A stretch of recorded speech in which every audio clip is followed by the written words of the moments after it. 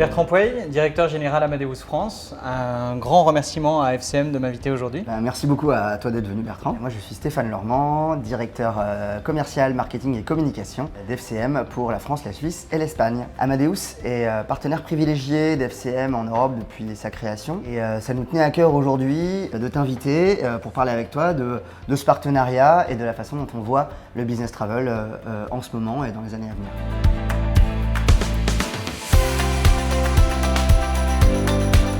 Sujet.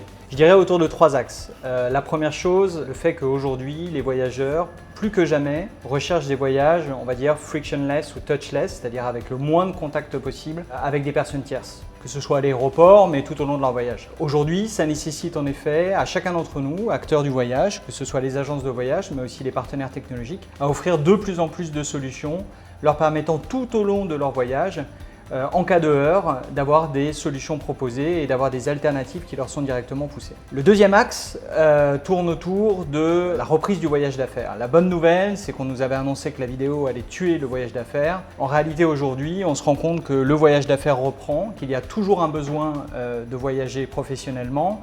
Et l'année dernière, on a même fait une étude de notre côté qu'on a appelée Rebuild Travel, et qui montrait que 78% de dirigeants de 250 agences de voyage business confirmaient que la vidéo ne remplacerait pas les voyages d'affaires à moyen et long terme. Le troisième axe tourne autour du besoin toujours accru de gérer du contenu de plus en plus hétérogène. On a aujourd'hui des sources de contenu qui sont devenues de plus en plus nombreuses et du contenu qui de lui-même est devenu très hétérogène. Ce qui peut soutenir en effet la gestion de ce contenu très hétérogène, c'est clairement la technologie. L'étude Rebuild Travel que nous avons menée l'année dernière montre que 97% des dirigeants d'entreprises interrogés confirme que c'est grâce à la technologie que la gestion de ce contenu toujours plus hétérogène leur sera facilitée, leur permettant d'appréhender, je dirais assez sereinement, la reprise à venir. Donc la tendance actuelle du voyage d'affaires est, je pense, celle d'une accélération de l'histoire. Une accélération de l'histoire sur 3 axes majeurs qui étaient déjà présents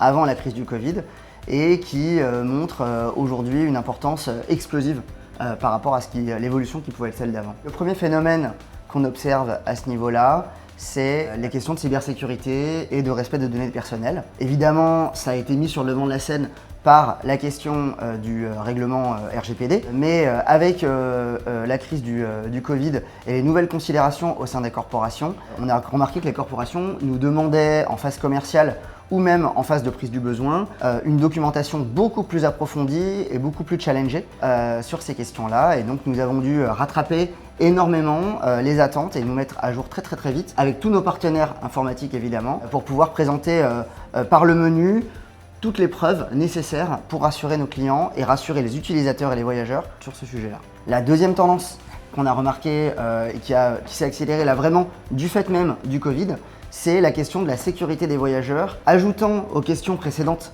de sécurité physique des voyageurs en fonction de la destination, les questions de sécurité sanitaire. Nous avons dû, dès le début de la crise, nos partenaires et nous, je pense aux particuliers, aux partenaires hôteliers, aux compagnies aériennes et à toutes les entreprises de technologie comme la vôtre qui remontent l'information, nous avons dû nous mettre à jour pour répondre aux questions des voyageurs qui avaient besoin d'être rassurés en fonction des destinations. Aujourd'hui, les destinations ouvertes par le monde, avec la fin de la crise Covid, cette sortie de crise, s'ouvrent peu à peu et ne sont pas forcément les mêmes selon les continents. Donc on voit bien qu'il faut être capable de rassurer et de fournir à nos clients et nos voyageurs toutes les informations nécessaires et se mettre à jour au quotidien sur la sécurité des voyageurs d'un point de vue sanitaire. Le troisième phénomène qui s'est accéléré énormément pendant la crise, je pense que c'est lié à quelque chose de très sociétal et au repli sur la question de l'intime et du domestique, c'est la question des considérations écologiques. Il y a une prise de conscience politique de l'urgence climatique aujourd'hui et le business travel fait partie des secteurs à impact carbone pour les clients. Et donc les entreprises clientes nous demandent de plus en plus de les accompagner sur la gestion de l'impact carbone des voyages d'affaires. Et là-dessus, les agences de voyage sont au premier plan concernées par cet accompagnement. Alors tout d'abord, avec la crise Covid à laquelle nous avons dû faire face, nous sommes principalement tournés sur des solutions rapides qui permettaient aux différents acteurs du monde du voyage de pouvoir sécuriser et rassurer les voyageurs. Un certain nombre de solutions, comme notre solution Traveler ID, qui à ce jour intègre 17 compagnies aériennes et qui a permis jusqu'ici de valider plus de 10 millions de documents sanitaires et d'échanger ces divers documents entre les différents acteurs du monde du voyage. Un deuxième axe, c'est également par exemple l'intégration pour les agents de voyage qui n'ont pas été oubliés, loin de là, l'intégration de la solution Riskline directement dans les solutions d'agents de voyage pour avoir les informations dont on parlait tout à l'heure, sanitaires tout au long de leur voyage. Maintenant, si on se refocalise plus particulièrement sur notre partenariat avec FCM, je dirais deux axes majeurs. Le premier, c'est un besoin accru d'automatisation auprès des agents de voyage. On a tous des forces de travail qui ont, je dirais, soit pas été tous présents, soit ont télétravaillé pendant un bon bout de temps. Et le besoin d'avoir des automatisations et de la robotique est encore plus accru aujourd'hui, avec tout particulièrement, j'en parlais tout à l'heure, un contenu toujours plus hétérogène qui complète en fait cette demande d'automatisation et de process améliorés. Le deuxième axe, c'est bien évidemment tout ce qu'on a mis en place avec FCM autour de notre Travel Platform. Le concept est ce que nous avons toujours fait depuis 30 ans sur le contenu historique GDS, mais là l'idée c'est de l'étendre à du contenu, je dirais, non GDS, à savoir du contenu low cost, du contenu également NDC, dans une plateforme qui offre ce contenu au travers des différents canaux de distribution pour les agents de voyage et également pour les voyageurs et les corporations. Autour de cet axe, FCM a été bien évidemment un partenariat privilégié, un partenaire privilégié. Vous avez été clairement un de nos drivers customers sur notre solution NDC. Donc notre programme s'appelle NDCX, autour de NDC. Et depuis plusieurs années maintenant, nous sommes partenaires pour distribuer du contenu NDC. Nous avions déjà commencé, nous, à travers le monde en 2019, à distribuer le premier contenu NDC sur Singapour Airlines et d'autres contenus. Et petit à petit, aujourd'hui, nous arrivons bien évidemment avec du contenu intéressant pour la France, avec du contenu Air France, et très bientôt du contenu également qui va être enrichi avec le contenu British Airways, le contenu Iberia, Finnair également, Qantas qui est déjà également en production. Et tout ça grâce également à vos retours, au retour des utilisateurs d'FCM et à ce partenariat qui nous permet d'aller de l'avant et toujours de rajouter plus de fonctionnalités qui parlent aux agents de voyage business. C'est essentiel pour nous. Oui, nous aussi, nous répondons à ces évolutions. Nous sommes une entreprise de services connectée à Amadeus et donc la première chose que nous avons faite, c'est d'utiliser tous les outils mis en place par Amadeus pour l'automatisation, pour évidemment les contenus NDC et l'élargissement du besoin en contenu. Nous sommes un des partenaires, comme tu l'as dit, pionniers sur NDCX. Et évidemment, nous avons mis en place tous ces systèmes au sein de nos agences de voyage qui nous facilitent la vie et nous permettent de mieux répondre aux besoins du client. Ensuite, pour répondre à tous les enjeux qui sont apparus ou qui ont explosé pendant la crise du Covid, à savoir les enjeux sanitaires, les enjeux en cybersécurité, en respect des données personnelles, les enjeux aussi bien sûr RSE avec l'empreinte carbone, nous avons accru notre rôle et notre fonction d'agence de voyage en tant qu'entreprise de conseil, en tant qu'entreprise créatrice de data, gestionnaire de data, qui propose des analyses et du service à nos clients. Quand on a un problème, quand on voyage, ou quand on a des questions spécifiques à poser à son agence de voyage, on a besoin de pouvoir prendre son téléphone et d'avoir des gens disponibles pour pouvoir nous répondre. C'est un des axes sur lesquels nous étions déjà très bons et nous nous sommes renforcés pour les années à venir.